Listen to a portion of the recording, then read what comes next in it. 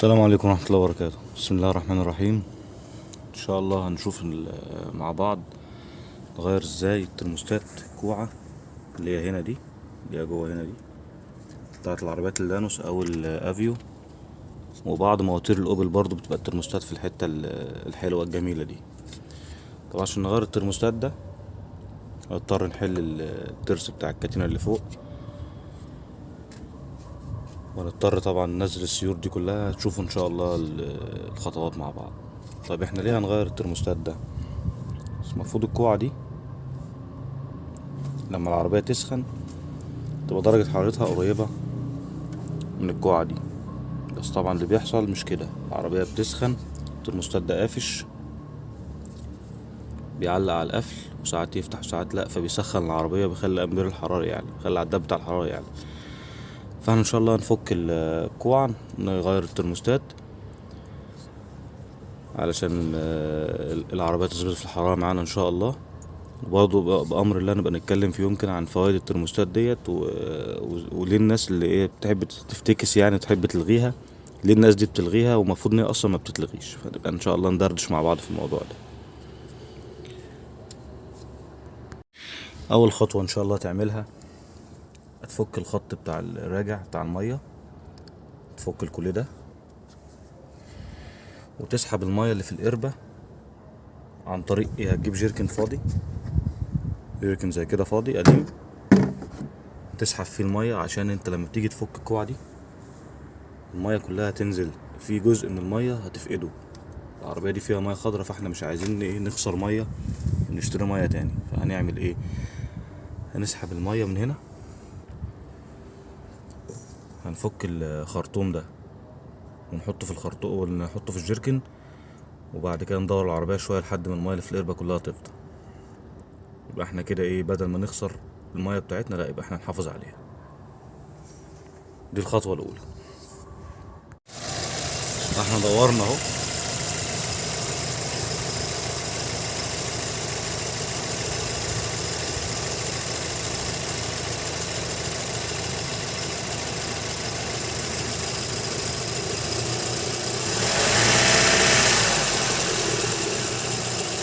لما تبتدي ترجع معايا اهو.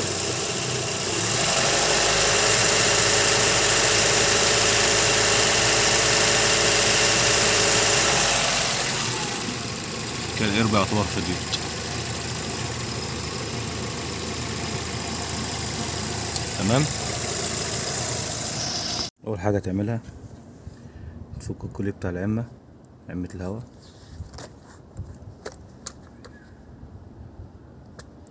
تفك الخرطوم وتفك 3 مسامير ال10 دول، طلع العمة عشان توسع لنفسك.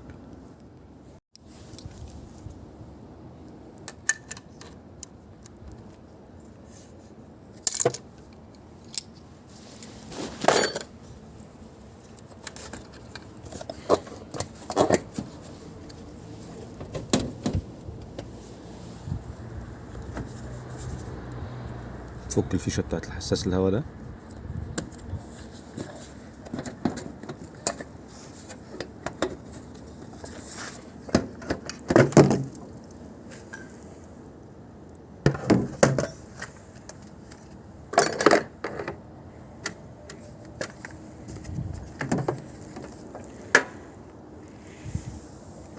كده العمة طلعت.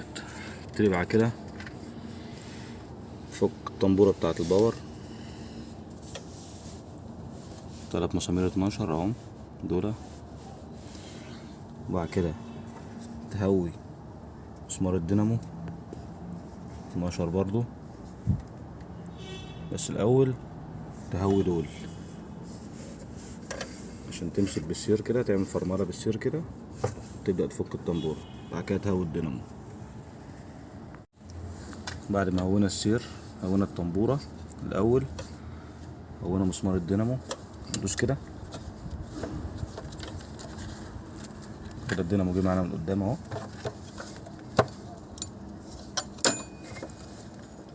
خلاص كده انت سقطت السير ده،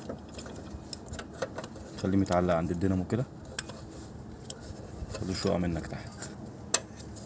عشان ما تغلبش، عشان انا مفكتش الكارتريه اللي تحت. نفك الطنبوره.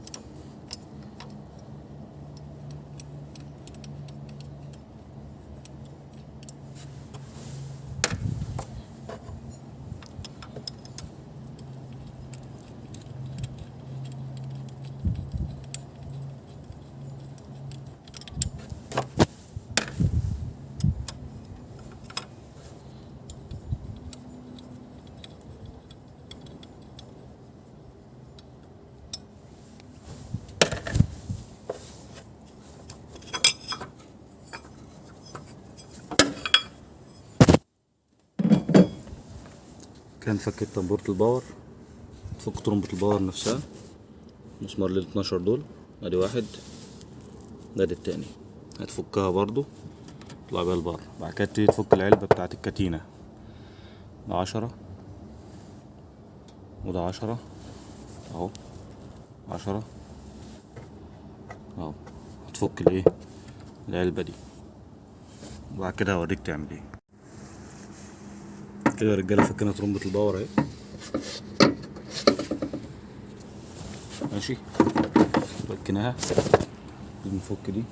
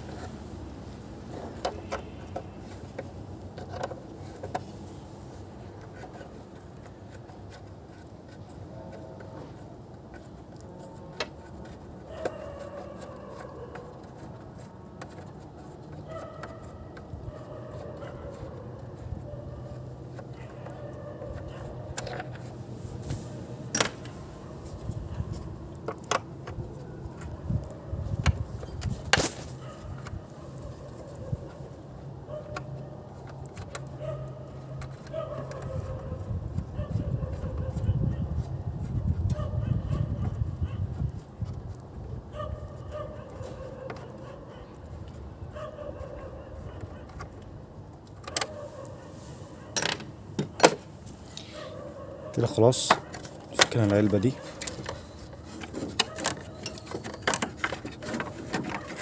نطلع دي كده، نيجي بقى للنقطة دي عشان النقطة دي فيها أهمية شوية. ده ترس الكام اهو، ده اللي ظابط مع الكتينة تحت. طيب انت شايف العلامة دي؟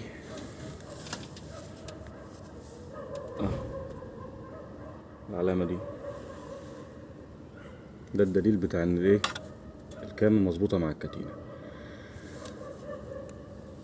هتدي العربية الخامس وتفضل تزق سنة قدام او سنة ورا على حسب اتجاه الاقرب ليك يعني، لحد ما تطلع العلامة دي. تطلعها فين؟ تطلعها هنا على الزومبة دي، عشان لما تيجي تفك وتقفل يبقى انت ايه، فاكك ومقفل صح، العربية ما تخلفش منك تقسيمة. تمام كده. فانا هدي العربية الخامس دلوقتي وافضل ازق فيها سنة سنة كده لحد ما ايه، الترس يتحرك معايا هنا. وبعد ما تعمل الحكاية دي مور العربية، فك التعشيقة عشان وانت بتفك ما تلفش منك. تمام كده، تمام اهو. ظبطنا الترس بتاعنا، يعني باينة كده الزومبا على الترس. نبتدي بقى نفك مسمار ال17 ده،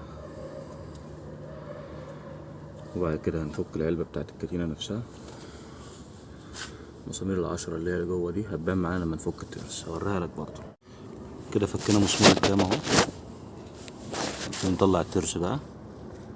فكينا الترس، هنفك علبة الكتينة اهو.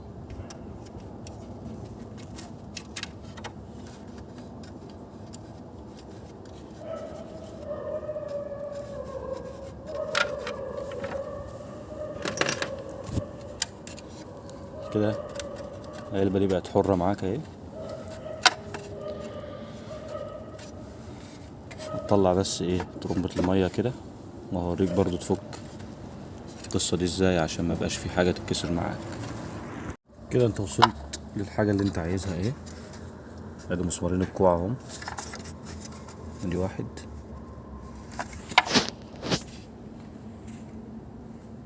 التاني تحت اهو اهو. تفكهم دول،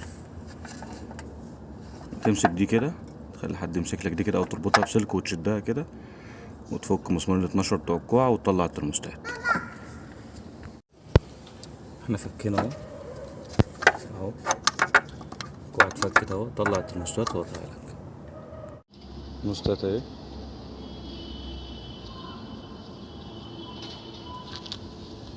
تبقى معاك حاجة جديدة زي كده، جايب دي جديد طبعا،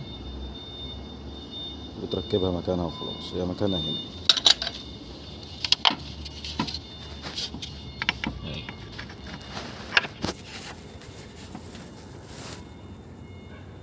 واضحة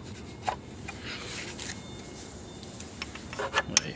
هي دي الكوع اللي احنا بنحارب عشان نفكها اهي اهي. هتركب الترموستات طبعا ليها عدلة.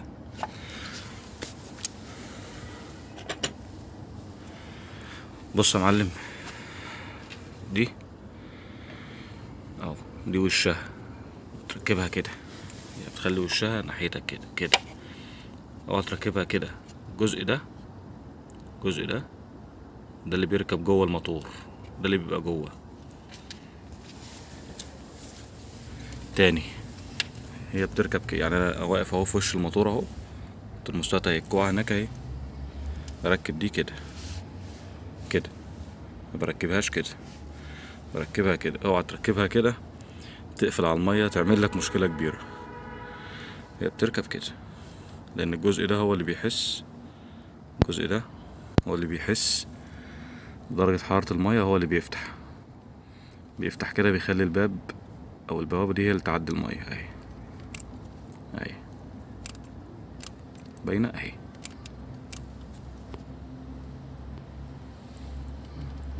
باينة كده اهي. ده البلف اللي بيفتح بيخلي المية تعدي، فانت بتركبها كده تمام. فانا هقفلها واوريك المنظر برضه، عشان برضه المكان ضيق مش عارف اصور قوي اهو. بتنضف طبعا على قد ما بتقدر، لان انت مش قادر تحل العلبة بتاع الكتينة عشان ما تدخلش نفسك في متاهة، لان احنا مش هنظبط كتينة دلوقتي او مش هنغير كتينة، فاحنا بنشتغل كده ايه على قد الحاجة اللي احنا محتاجينها بس. فانت بأمر الله تنضف كده، مش بصنفرة، نضف بايدك كده او بسن قطر، لان الصنفرة في الاماكن دي بتعمل عالي وواطي، وانا مبفضلش موضوع الصنفرة في الاماكن دي. حاول تنضف قد ما تقدر كده بسن قطر، نضف مكان الجوان القديم وتركب، ان شاء الله تبقى الامور تمام. عايز اوريك برضو شكل الكوعة،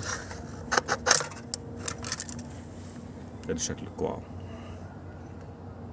تنضف بقى دي برضو، الحرف ده كده بتنضفه وبتقفل، ان شاء الله يبقى شغلك زي الفل، متقلقش يعني. اهو المنظر اهو، اوريك عملي بتركب ازاي.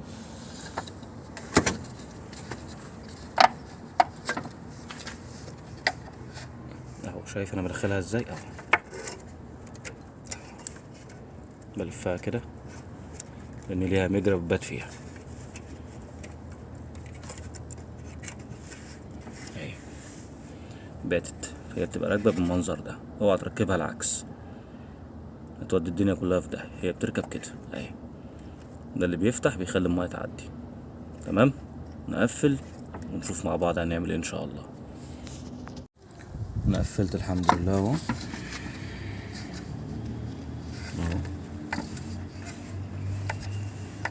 بس هربط طبعا.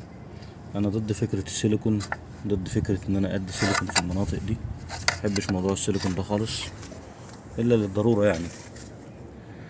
انا قفلت كمان مسمار ده اهو. طبعا لسه هحرق عليهم على قد ما قدرت. طبعا نضفت. لسه هربط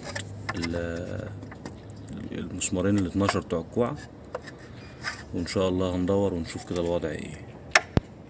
تمام. طبعا انا ليه ضد فكرة السيليكون؟ لان هي اصلا فيها جوان اهي. بعد ما اتربطت اهي مفيش فرق بينها وبين الوش، بقت حتة واحدة.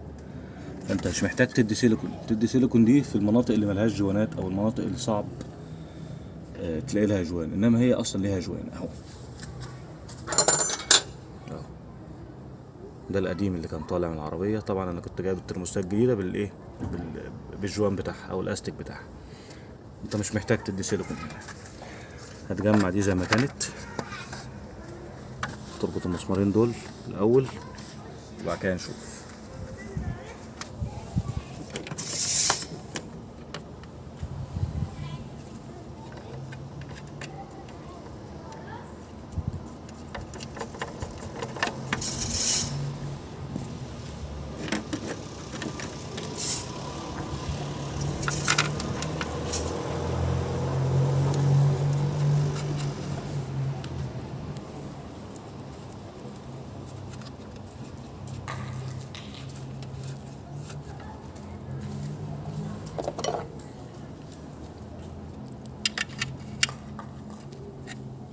طبعا خد بالك ده فبر وبيتربط في ألمونيا، فهي اخرك كده، مش محتاج اكتر من كده يعني.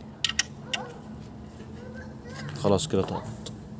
برضو نسيت اقول لك بالنسبه برضو الترموستات بتاع الكوعه، برضو انت بتربط في وش ألمونيا اللي هو ده، فبرضو التحريق ما يبقاش اللي هو الحاجه الايه القويه قوي يعني. مجرد ما المسمار يقف معاك خلاص تقفل الترس بتاعك تاني. هوريك بعد ما اقفله برضو، قبل ما اربط المسمار هوريك. كده قفلت ترسك اهو، بيته في مكانه. هو كده كده ايه، ما تقلقش خالص ان هو يبات في حاجه غير مكانه. شايف الزومبه دي؟ مش هيبات غير لما يعشق في الزومبه دي، فانت رايح نفسك. بس زي ما فهمتك برضو تخليك ايه قبل ما تفكه، تخليك على الدليل بتاعك. حاجه اخيره قبل ما تقفل مساميرك وتقفل علبتك بتاعت الكتينه، هتبص كده بعينك على طرمبة الميه، تشوف السير. تأكد ان السير معشق في المسنن بتاع طرمبة الميه اللي تحت الترس اهو. السير معشق، تعمل كده امورك تمام. تراجع على الترس بعيد اهو، تمام، كل حاجة تمام. تبتدي تربط مسمارك.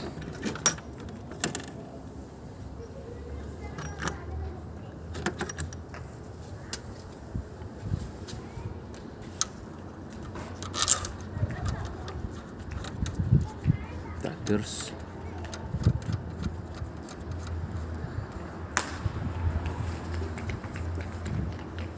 طبعا بتقرط عليه تقريب محترم يعني.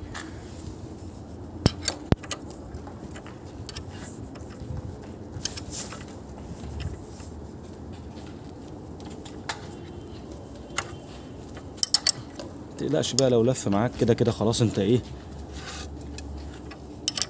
عشقت كله في بعضه. فلو لف عادي.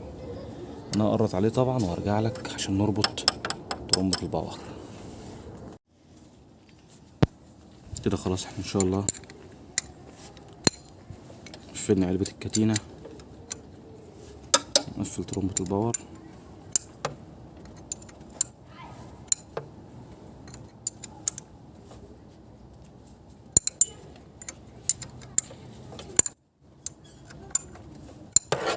خلصها واربط المسمارين بتوعها واوريك برضه هنعمل ايه بعد كده.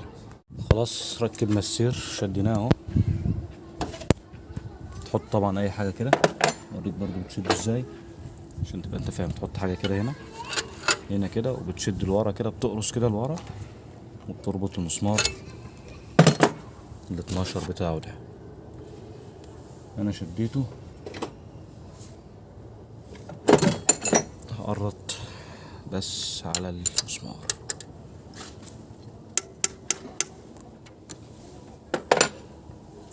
نيجي بقى ايه الثلاث مسامير دول اللي احنا ما ربطناهمش. انت مجرد ما بتركب السير هي بتعمل الكمامة نفسها.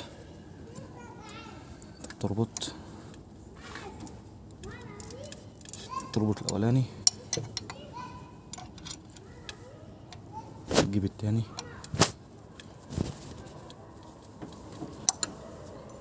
التالت طبعا تحت،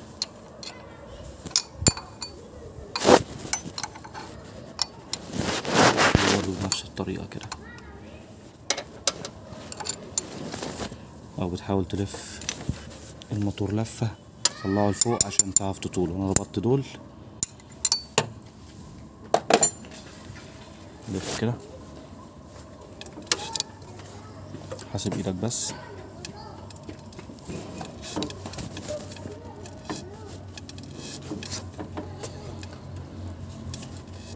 كده. انا طلعته فوق.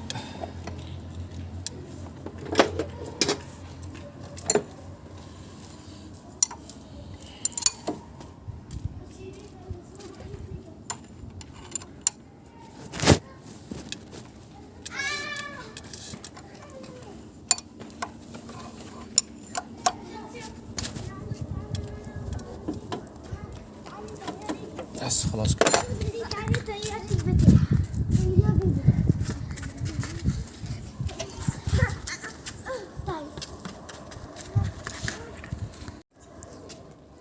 كده ناقصنا نقفل العمة دي، متنساش الفيشة بتاعت حساس الهواء.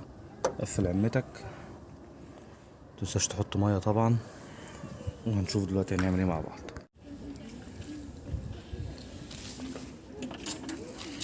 خلاص كده احنا قفلنا العمة.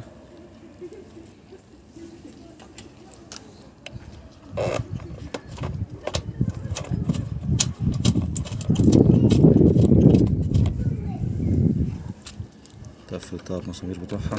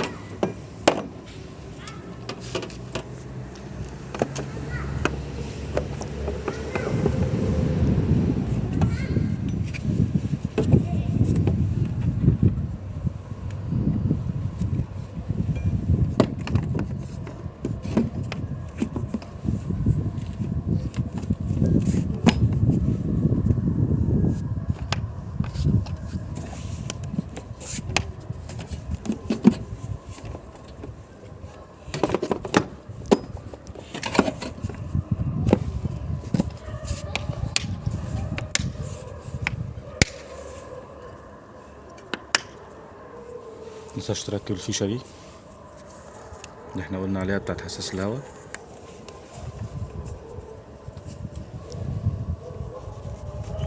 ركبها تحت هنا. تمام. ركب الخرطوم ده.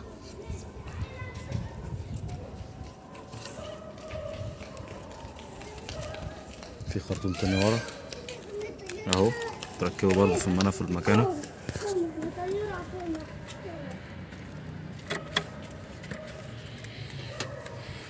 تربط الكوليه، تحط ميتك بأمر الله تدور.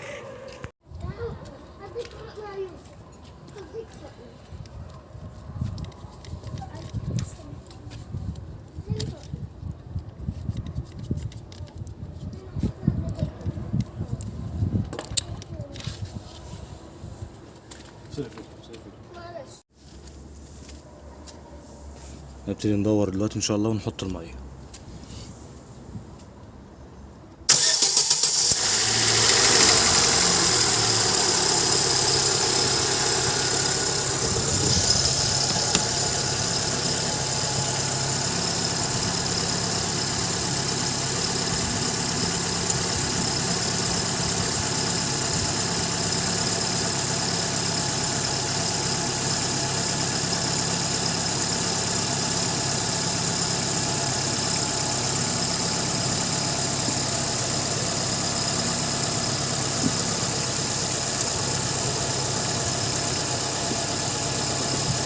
استنى بقى لما المراوح تشتغل وتفصل مرتين تلاتة كده، طمن على شغلك وان شاء الله يبقى تمام.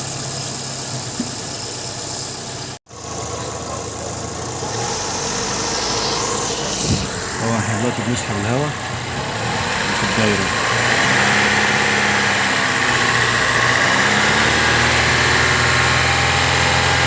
كده بقى بدأت ترجع مية اهي، كده بقى الدايرة مفيهاش هواء اهي.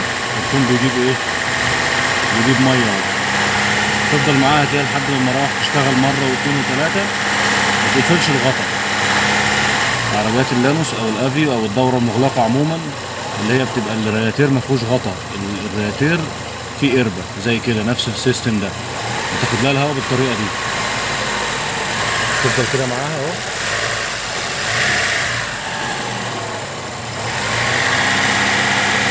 لحد ما تاخد الهواء لنفسها، ما تقفلش الغطا على طول. الخرطوم ده المفروض يرجع ميه اهو. الخرطوم ده الراجع بتاع العربيه.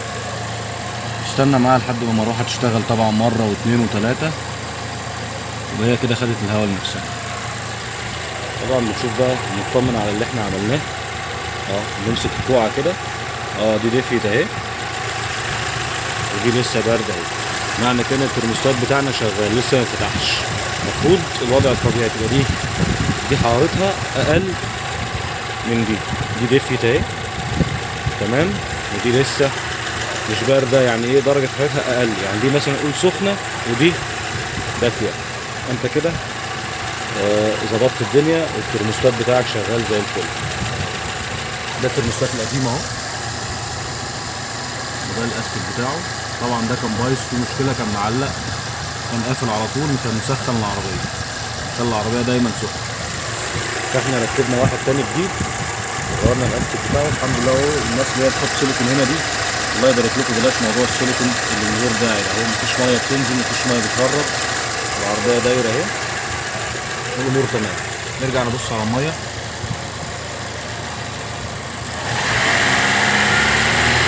في ميه راجعه اهي الحمد لله، كده امورنا كلها زي الفل. الدايره بتاعتنا مظبوطه وبترجع ميه والامور تمام اهي. كده بص اهو، شايف الخط اللي جاي مستقيم ده؟ خط ميه جاي مستقيم من غير رغاوي من غير هواء، وانت كده خدت الهواء اللي في الدايره كلها. هتستنى طبعا زي ما قلت لك المراوح تشتغل مره واثنين وثلاثه لحد ما تطمن خالص ان امورك تمام، وبعد كده تبتدي تقفل الغطا بتاعك. كده الحمد لله احنا خلصنا. المراوح لسه ما اشتغلتش اهي، ميتنا الحمد لله مظبوطه ما نقصتش الحمد لله رب العالمين. الشويه اللي احنا سحبناهم هم اللي احنا حطيناهم.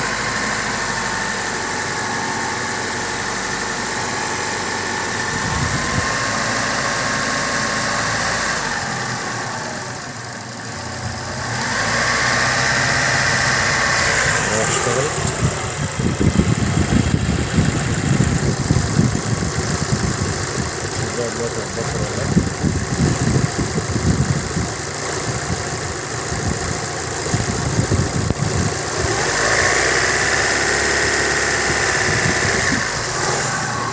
طمن برضو ما نروحش غاية المية بتقلب، المية بترجع اهي.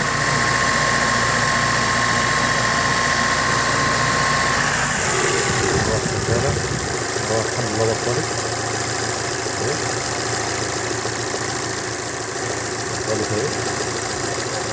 عايز تستنى كمان مرة استنى، امان ليك. عايز تستنى 3 4 مرات برضو امان ليك. انا كده وريت لك الفكرة، وريت لك الوضع بيبقى عامل ازاي. احنا الحمد لله امورنا كلها تمام. كوع اهي، دي زي ما اتفقنا دي بتبقى سخنة، دي بتبقى دافية. ده الوضع الصح. كده تقدر تقفل غطاك.